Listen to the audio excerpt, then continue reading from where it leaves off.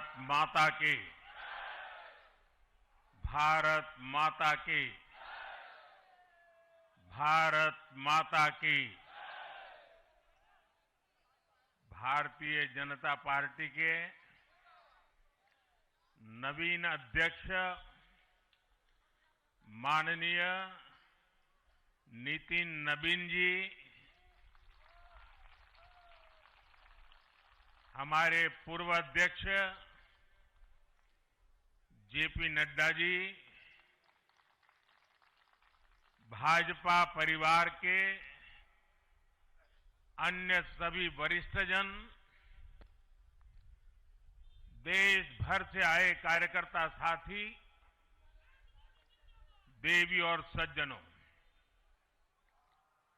सर्वप्रथम माननीय नितिन नबीन जी को दुनिया के सबसे बड़े राजनीतिक दल का अध्यक्ष चुने जाने पर बहुत बहुत बधाई देता हूं, बहुत बहुत शुभकामनाएं देता हूं। बीते कई महीनों से संगठन पर्व यानी कि पार्टी का छोटी सी इकाई से लेकर के राष्ट्रीय अध्यक्ष चुनने की एक व्यापक प्रक्रिया 100% लोकतंत्र तरीके से भारतीय जनता पार्टी के संविधान के स्पिरिट को और उसमें बताई गई हर बात को ध्यान में रख करके लगातार चल रही थी। आज उसका विधिपूर्वक समापन हुआ है। संगठन पर्व का ये विशाल आयोजन भारतीय जनता पार्टी की लोकतांत्रिक आस्था, संगठनात्मक अनुशासन और कार्यकर्ता केंद्रित सोच का प्रतीक है। मैं देश भर के कार्यकर्ताओं का इस प्रक्रिया को सफल बनाने के लिए बहुत बहुत अभिनंदन करता हूं। साथियों, बीते 1-1.5 वर्षों में डॉक्टर श्यामा प्रसाद मुखर्जी की 125वीं जयंती का पर्व,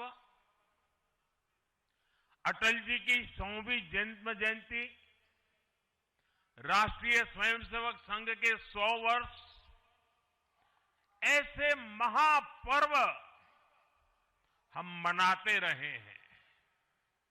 ये वो प्रेरणाएं हैं जो देश के लिए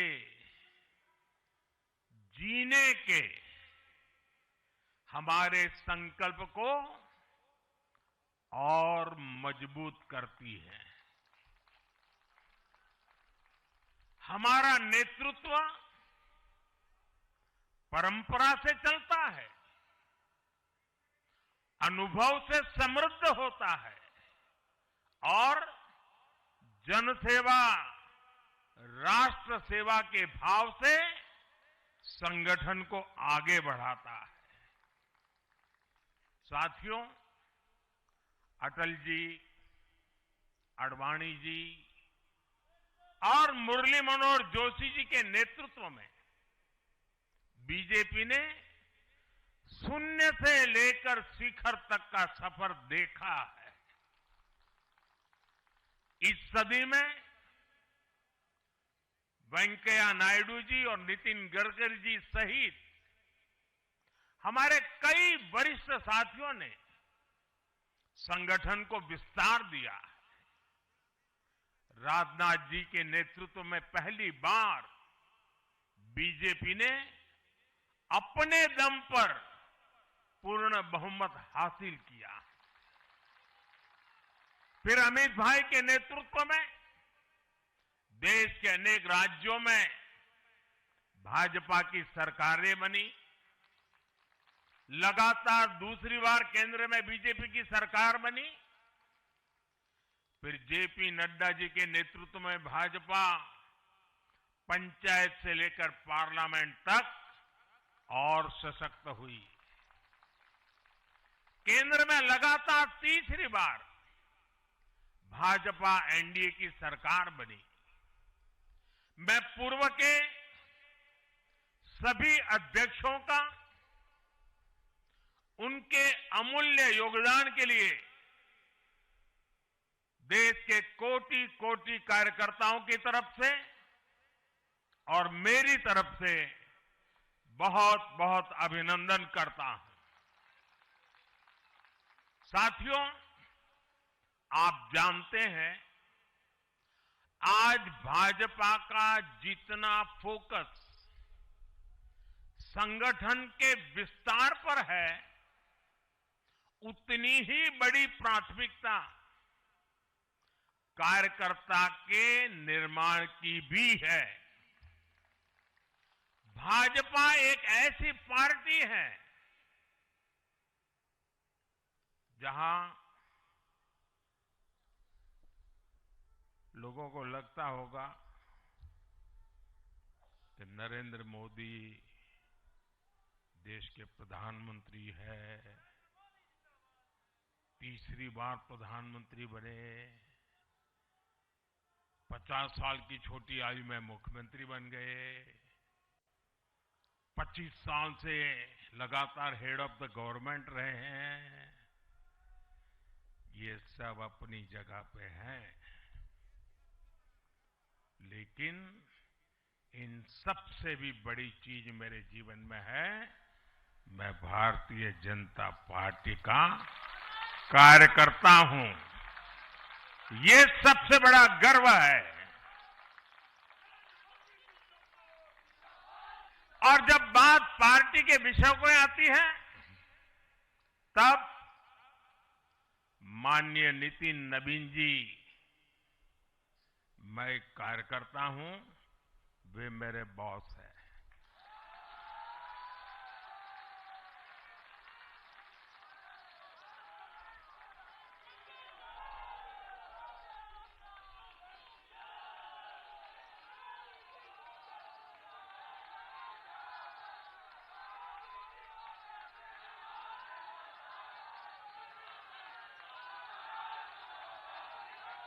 अब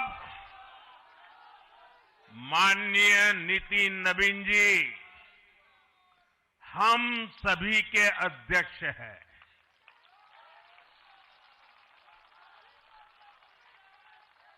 और उनका दायित्व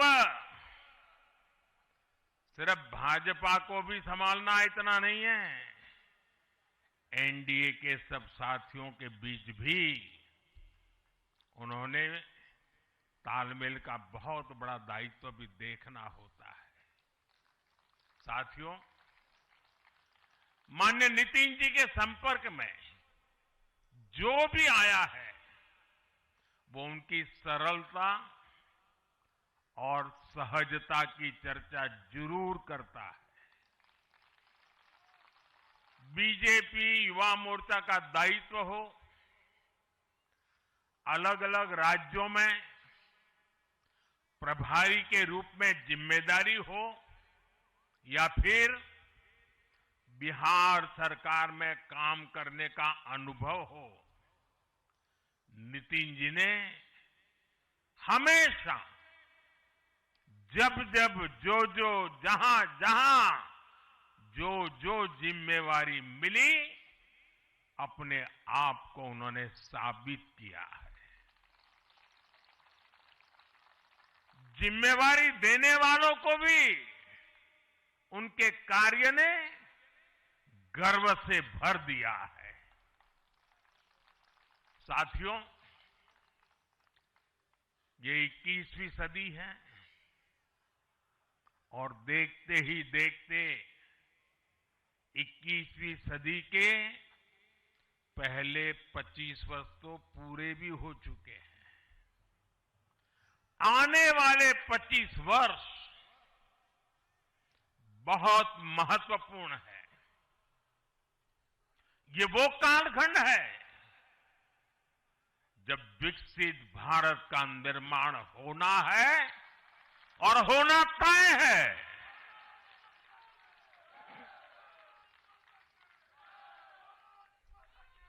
इस महत्वपूर्ण कालखंड की शुरुआत में हमारे माननीय नितिन नवीन जी बीजेपी की विरासत को आगे बढ़ाएंगे। मैं आजकल के युवाओं की भाषा में कहूं तो नितिन जी खुद भी एक प्रकार से मिलेनियल है। वो उस जनरेशन से हैं जिसने भारत में बड़े आर्थिक, सामाजिक और टेक्नोलॉजिकल परिवर्तन होते देखे हैं। वो उस जनरेशन से हैं जिसने बचपन में रेडियो से सूचनाएं पाई और आज एआई के भी एक्टिव यूजर है। नितिन जी के पास युवा ऊर्जा भी है और संगठन में कार्य का लंबा अनुभव भी है। ये हमारे दल के हर कार्यकर्ता के लिए बहुत उपयोगी होगा। साथियों, इस वर्ष जनसंघ की स्थापना को 75 वर्ष हो रहे हैं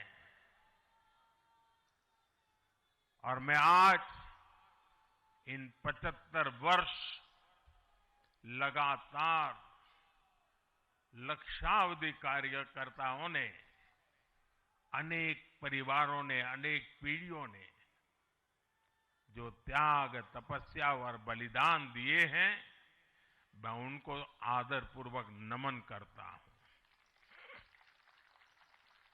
जनसंघ रूपी वटवृक्ष से ही भाजपा का जन्म हुआ और भाजपा दुनिया के सबसे बड़ा राजनीतिक दल बन चुकी है। और ये सिर्फ भाजपा के कार्यकर्ताओं के लिए गौरव का विषय है इतना नहीं है। देश के राजनीतिक समीक्षकों को दुनिया को ये बात बतानी चाहिए कि भारत एक ऐसा देश है जिसकी रगों में इसकी मजबूती से लोकतंत्र चल रहा है, कि जहां दुनिया की सबसे बड़ी पॉलिटिकल पार्टी है। साथियों, बीजेपी एक संस्कार है। बीजेपी एक परिवार है। हमारे यहां मेंबरशिप से भी ज्यादा रिलेशनशिप होती है। बीजेपी एक ऐसी परंपरा है जो पद से नहीं, प्रक्रिया से चलती है। हमारे यहां पदभार एक व्यवस्था है और कार्यभार ये जीवन भर की जिम्मेदारी है। हमारे यहां अध्यक्ष बदलते हैं लेकिन आदर्श नहीं बदलते। नेतृत्व बदलता है लेकिन दिशा नहीं बदलती। साथियों, भाजपा का स्वरूप नेशनल है। भाजपा का स्पिरिट नेशनल है, क्योंकि हमारा जुड़ाव लोकल है। हमारी जड़ें जमीन के नीचे गहरी है।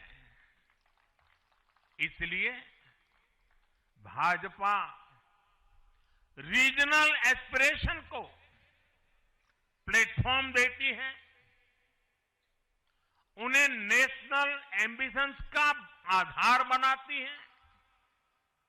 और इसलिए आज देश के कोने कोने के लोग भाजपा के साथ हैं, भाजपा के साथ जुड़ रहे हैं। और इतना ही नहीं, जो भी अपनी राजनीति का प्रारंभ करना चाहता है, उसको भी भाजपा का प्रवेश द्वार सबसे उत्तम, सबसे सुरक्षित लगता है।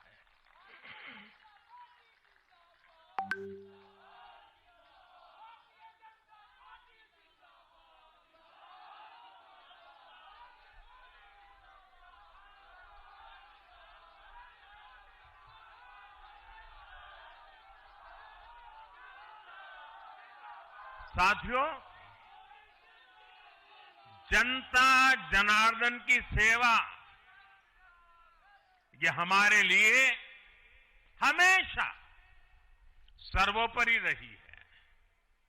हमने सत्ता को सुख का नहीं बल्कि सेवा का माध्यम बनाया है।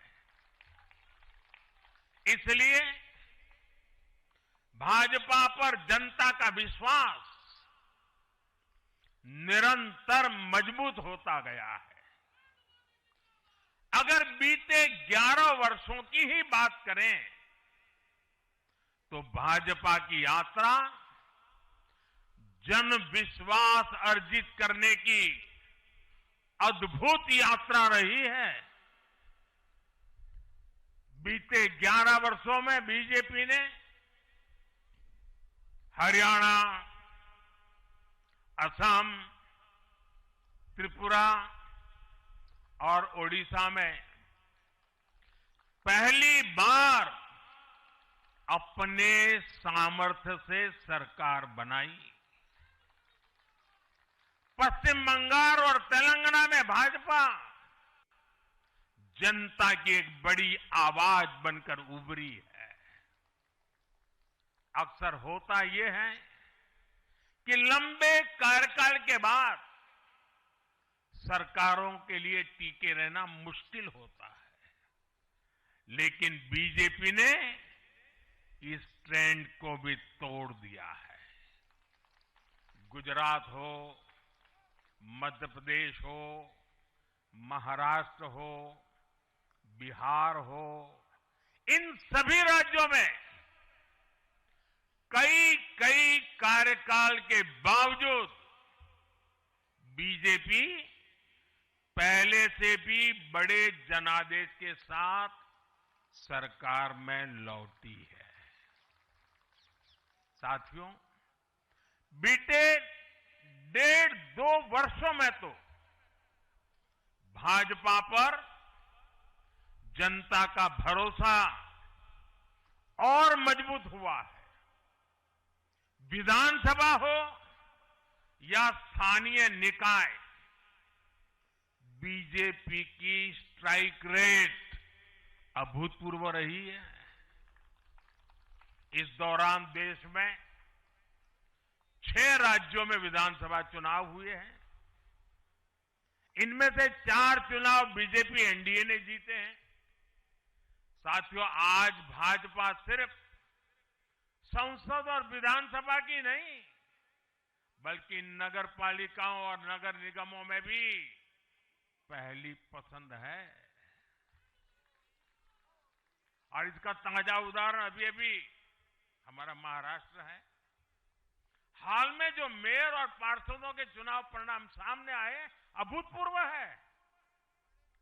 बीजेपी महाराष्ट्र के स्थानीय निकायों में नंबर 1 पार्टी बनी है। कुल 29 में से 25 बड़े शहरों की जनता ने बीजेपी एनडीए को चुना है। कुल जितने पार्षद जीते हैं उनमें से 50% बीजेपी के हैं। ऐसे ही केरला में भी आज बीजेपी के करीब 100 पार्षद हैं। केरला की राजधानी तिरुअनंतपुरम की जनता ने मेयर चुनाव में 45 साल बाद लेफ्ट से सत्ता छीनी और भाजपा पर भरोसा किया। मुझे पूरा विश्वास है कि आने वाले विधानसभा चुनावों में भी लोग केरला में बीजेपी को अवसर जरूर देंगे। साथियों, बीजेपी निरंतर जीत रही है, उसका विस्तार हो रहा है। ये निश्चित तौर पर हम सभी के लिए गर्व का विषय है, लेकिन हम ये सभी के लिए बहुत बड़े दायित्व का बोध भी है और दायित्व बोध का समय भी है। कभी भाजपा ने पार्टी विद अ डिफरेंस के रूप में अपनी यात्रा शुरू की थी। आज बीजेपी पार्टी ऑफ गवर्नेंस भी है। देश के आजादी के बाद शासन के अलग अलग मॉडल देखे हैं। कांग्रेस के परिवारवाद का मॉडल, लेफ्ट का मॉडल, क्षेत्रीय दलों का मॉडल, अस्थिर सरकारों का दौर, ये सब मॉडल देख चुका है। लेकिन आज देश स्थिरता, सुशासन और संवेदनशीलता वाला भाजपा का विकास मॉडल देख रहा है। साथियों, ये भाजपा ही है जिसने सामाजिक न्याय के नारे को सच्चे स्वरूप में जमीन पर उतारा है। हमने गरीब कल्याण की योजनाओं को सरकारी फाइलों से निकालकर गरीब के घर तक पहुंचाया है। साथियों, मैं आपको कुछ उदाहरण देता हूं। आजादी के 70 वर्ष बाद सिर्फ 3 करोड़ ग्रामीण परिवारों तक ही पाइप से पानी पहुंच पाया था। माताओं बहनों की पीड़ा, पानी के लिए उनके संघर्ष की सूद लेने वाला कोई नहीं था। और मुझे याद है, मैं जब गुजरात में राजनीतिक क्षेत्र में नहीं आया था, सामाजिक जीवन में काम करता था, तो हमारे यहाँ एक धंधुका करके स्थान है, वहां मैं जाता था तो वो मुझे वहां के लोग कहते थे कि आप यहां रात को मत रुकिए और जब भी आपका दौरा हो तो सुबह 10 बजे के बाद आइए। नॉर्मली मेरा नेचर रहता था कि हर नए स्थान पर जाकर रात को रुकूं, कार्यकर्ताओं से मिलूं, लेकिन धंधुका वाले मना करते थे। क्यों? वो कहते पानी नहीं है, सुबह हम आपको स्नान करने के लिए पानी नहीं दे पाएंगे। वहां तो कहावत चलती थी कि बेटी को बंदूकें दो लेकिन धंधुके मत दो, यानी उसको बंदूक लगा मार दो लेकिन धंधुके में शादी मत करो। पानी नहीं था। ये दर्द मैंने देखा है।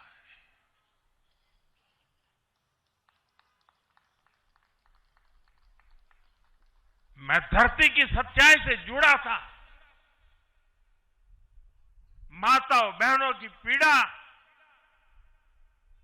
अपनी आंखों के सामने देखी थी और तब हम जल जीवन मिशन लेकर आए और सिर्फ 5-6 साल में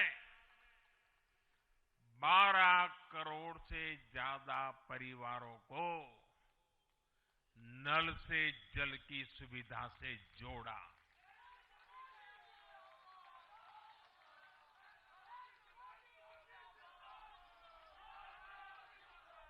साथियों, ये हमारी सरकार है जिसने धुएं से बीमार होती बहनों की पीड़ा समझी, वरना पहले तो एलपीजी गैस को भी अमीरों का ही सौभाग्य मान लिया गया था। भाजपा ने पूरी संवेदनशीलता के साथ हर घर को एलपीजी गैस कनेक्शन से जोड़ने का अभियान चलाया। वर्ष 2014 तक जहां सिर्फ 14 करोड़ एलपीजी कनेक्शन थे, आज देश में 33 करोड़ से अधिक गैस कनेक्शन है। ऐसे ही गांव की बहनों को लखपति दीदी बनाने का अभियान है। ये भी इसलिए संभव हो पाया क्योंकि भाजपा बहनों बेटियों के सपनों के प्रति संवेदनशील है। साथियों, एक जमाना था हम भी सुनते थे कि फलाना परिवार वो तो लखपति परिवार है, ढीकना परिवार लखपति परिवार है, यानी लखपति होना बहुत बड़ी बात मानी जाती थी। ये मोदी है जो सपने देखता है कि मेरे गांव की गरीब मां भी लखपति दीदी बनेगी।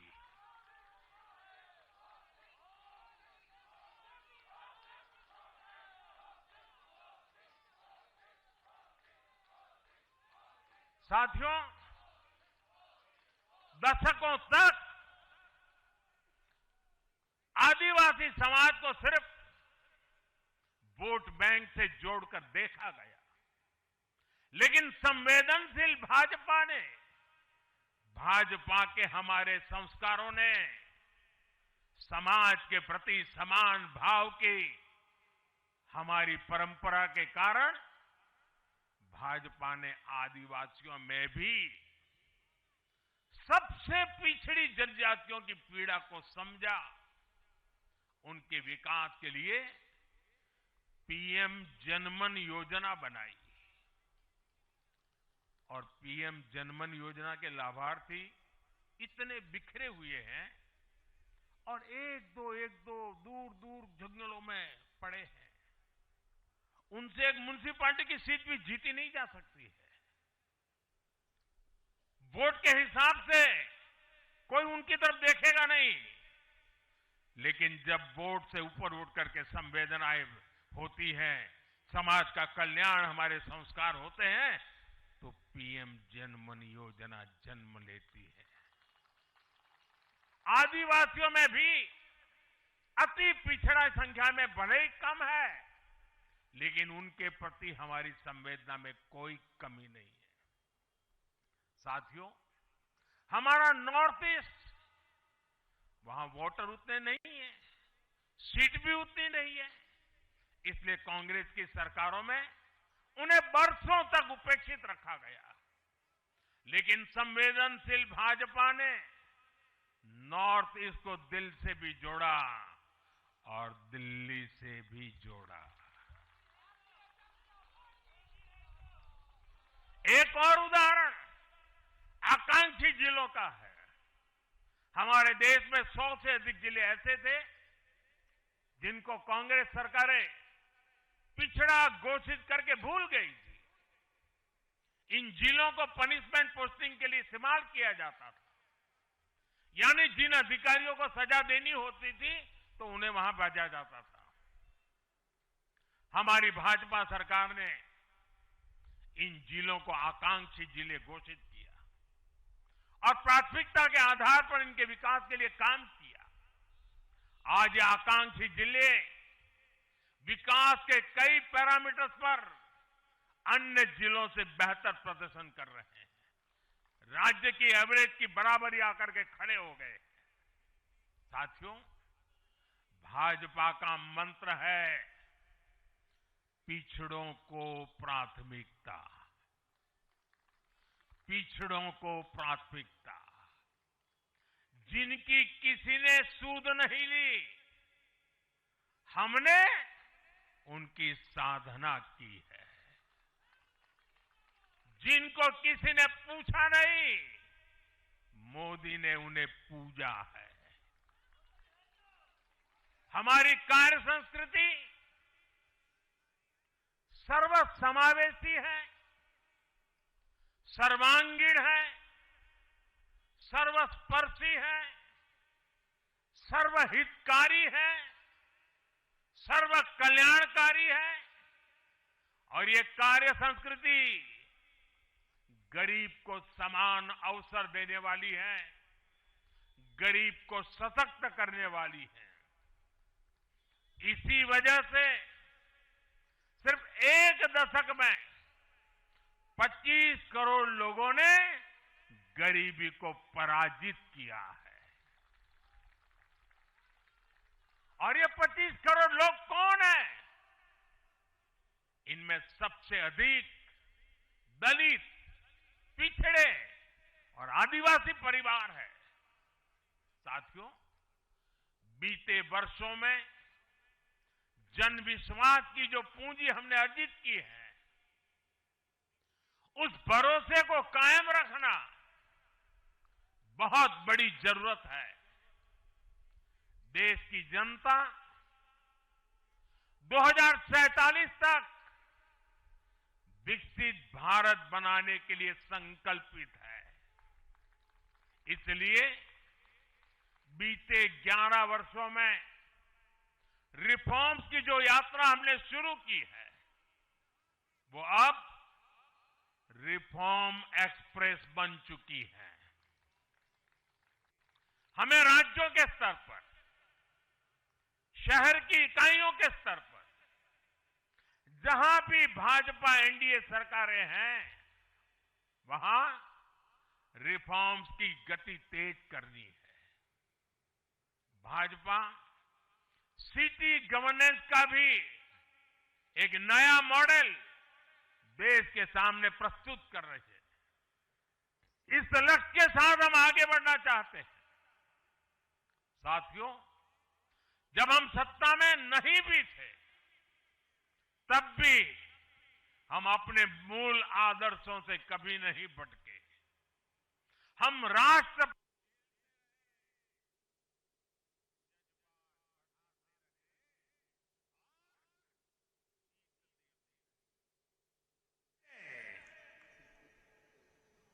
संकटों को झेलते रहे, जज्बात बढ़ाते रहे और जीतते भी रहे।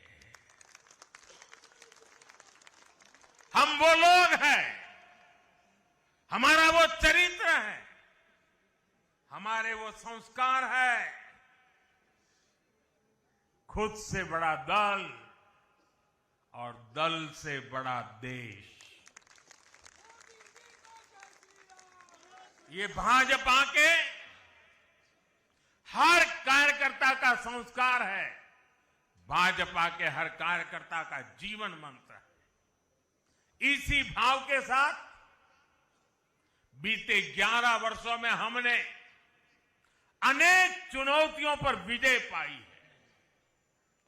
जम्मू कश्मीर से आर्टिकल 370 की दीवार गिराना हो, 3 तलाक के खिलाफ कानून बनाना हो, इनको कभी असंभव माना जाता था।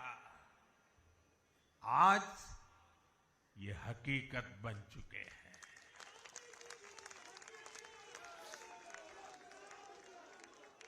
आज देश में माओवादी आतंक भी अपनी अंतिम सांसें गिन रहा है। साथियों, आगे भी हमें हर चुनौती का पूरे सामर्थ्य से सामना करना है। आज देश के सामने एक बहुत बड़ी चुनौती घुसपैठियों की है, आबादी के असंतुलन की है। दुनिया के धनवान देश, समर्थ देश, वे भी अपने देश में जो घुसपैठिए हैं उनकी जांच पड़ताल कर रहे हैं और उनको पकड़ पकड़ करके निकाल रहे हैं और दुनिया उनको पूछती नहीं है कि तुम घुसपैठियों को क्यों निकाल रहे हो। तुम तो लोकतंत्र का झंडा लेकर के घूम रहे थे, तुम तो पूरे दुनिया के नवाब बन के बैठे थे, क्यों निकाल रहे हो। दुनिया में कोई अपने देश में घुसपैठियों को स्वीकार नहीं करता। भारत भी घुसपैठियों को अपने गरीबों, हमारे नौजवानों के हक कभी भी लूटने नहीं दे सकता।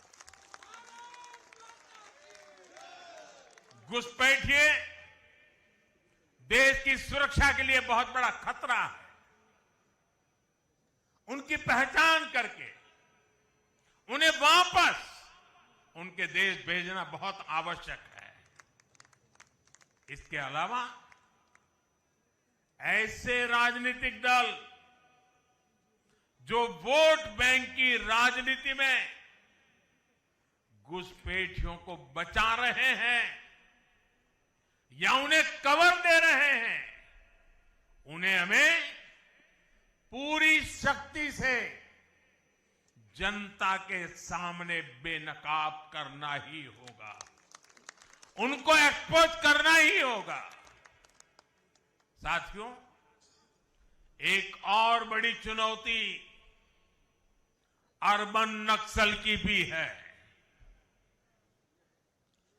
अर्बन नक्सल का दायरा इंटरनेशनल हो रहा है और यहां अर्बन नक्सल की बड़ी चतुराई होती है। ये यहां मीडिया वाले इतने बैठे हैं ना, अगर साल में एकाध बार भी अगर मोदी की किसी अच्छी चीज को उन्होंने ट्वीट कर दिया या टीवी पे बोल दिया या अखबार में लिख दिया तो उस पत्रकारी तो ऐसी फजेत कर देते, उसके पीछे ऐसे पड़ जाते हैं, उसको अछूत बना देते हैं, भविष्य में वो कभी बोल ना सके ऐसा कर देते हैं। ये अर्बन नक्सल की स्टाइल है। हमको भी सालों तक ऐसा अछूत बना के रख दिया पूरे देश में भाजपा को। अब देश समझ गया है अर्बन नक्सलों के कारनामे। भारत को नुकसान पहुंचाने के लिए अर्बन नक्सली लगातार कोशिशें कर रहे हैं, साजिशें कर रहे हैं। अर्बन नक्सलियों के इस गठजोड़ और इसलिए बहाने ढूंढते रहते हैं। पतन की तरफ सही कारण ढूंढने की हिम्मत तक खो चुके हैं वो लोग। साथियों, दूसरी तरफ भाजपा है। हम हार और जीत के बाद समीक्षा करते हैं। मैं आपको फिर महाराष्ट्र चुनाव का नतीजों का उदाहरण दूंगा। महाराष्ट्र में हम निकाय चुनाव जीतने के बाद जश्न में डूबे नहीं, बल्कि मैं तो अभी पढ़ रहा था कि उसी दिन से हमारे महाराष्ट्र के कार्यकर्ता आने वाले पंचायत के चुनावों की तैयारियों के लिए बैठक शुरू कर दी थी। मुझे याद है 2002 में हमने भव्य विजय प्राप्त किया गुजरात में। चारों तरफ आनंद उत्सव का माहौल था, देश भरिया का मीडिया भी वहां मौजूद था। अर्बन नक्सल तो बड़ी संख्या में आए थे। वो बेचारे मेरे पराजय का जश्न मनाना चाहते थे, तो वो ढूंढ रहे थे सारी चीजें। और मैं एक मीटिंग में बैठा था, तो उनको बड़ा आश्चर्य हुआ कि इतना जलसा चल रहा है और ये कैसा मुख्यमंत्री है जो आज चुनाव नतीजे आए हैं और बैठा है। और मैं क्या कर रहा था, मैं कार्यालय में मीटिंग ले रहा था और मैंने पूछा, अच्छा बताओ भाई इतनी हार क्यों गए। ये भाजपा है जो जीत का जश्न मनाते समय भी अपनी कमियों की लगातार समीक्षा करता है और कमियों से उभरने के लिए हर समय का उपयोग करता है। लोकतंत्र में इसी स्वस्थ परंपरा को,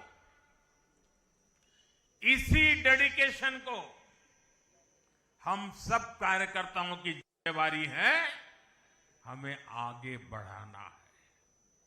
हमें ध्यान रखना है कि जो कांग्रेस की बुराइयों से बचेगा वही देश में आगे बढ़ेगा। साथियों, आज भाजपा परिवार को अपना नया मुखिया मिला है। कांग्रेस की बुराइयों से बचेगा वही देश में आगे बढ़ेगा। साथियों, आज भाजपा परिवार को अपना नया मुखिया मिला है, ऊर्जावान मुखिया मिला है, अनुभवी मुखिया मिला है और भाजपा परिवार की हमारी ताकत हर कार्यकर्ता का परिश्रम है, उसकी सामूहिक चेतना है। बूथ पर जो हमारा कार्यकर्ता पूरे साल भर जुटा रहता है, वो ही हमारी सच्ची ताकत है। हमें याद रखना है, हम सबसे जुड़े, हम सबको जोड़े, कल्याणकारी योजनाओं से हर लाभार्थी को लाभ पहुंचाए, ये हमारा ध्येय होना चाहिए। इसी आग्रह के साथ माननीय नितिन नवीन जी को बीजेपी के कोटि कोटि कार्यकर्ताओं की तरफ से पुनः बहुत बहुत शुभकामनाएं देता हूं। और साथियों, आज का पल हम सबके लिए बहुत विशेष पल है। हमारे राष्ट्रीय अध्यक्ष जी अब हमारा मार्गदर्शन करने वाले हैं। उनका एक एक शब्द हमारे लिए आगे की दिशा होगी। हमारे आगे के कार्य रचना के लिए उनका मार्गदर्शन हमारी अमूल्य पूंजी होगी। मैं भी एक कार्यकर्ता के तौर पर मैं पहले नए अध्यक्ष जी को मेरे काम का हिसाब दे रहा था। मैंने हिसाब दिया, अब वो मेरा सीआर लिखेंगे। लेकिन अब मेरे आगे के काम के लिए मैं उनके मार्गदर्शन की प्रतीक्षा कर रहा हूं। मैं उनको सुनने के लिए बहुत ही उत्सुक हूं, आतुर हूं। फिर एक बार बहुत बहुत धन्यवाद।